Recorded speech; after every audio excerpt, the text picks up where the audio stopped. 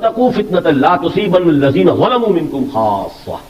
डरो उस अज़ाब से, उस पकड़ से, उस फितने से जब आएगा तो तुम में से सिर्फ गुनाहगारों और जालिमों ही को अपनी लपेट में नहीं लेगा, गेहूं के साथ घुल भी पिसेगा। इसमें इस्तिस्ना क्या है? जो लोग हम तन हम वक्त बदी से रोकने के लिए अपनी तवानाइयां सर्फ करते रहे, हिदायत की तरफ लाने की कोशिश करते रहे, उनको अल्लाह बचा लेता है। बाकी जो लोग पैसिव हैं, कौम की बुराइयों में तो अमलन शरीक नहीं है लेकिन पैसिव है, रिजिस्ट भी नहीं कर रहे, रोक भी नहीं रहे, वो साथ ही हलाक होते। अलबत्ता एक्टिवली आप उनको रोकने की कोशिश करते रहें, बचाने की कोशिश करते रहें, दावत देते रहें, तो फिर यह है कि अल्लाह ताला सूरह आराफ में जो असहाबुस सब्ब का वाकया बयान हुआ है उसके हवाले से बात सामने आती है कि अल्लाह ताला फअनजैनल्लज़ीना यनहौना अनिस्सू, हमने बचा लिया उनको जो रोक रहे थे बदी से।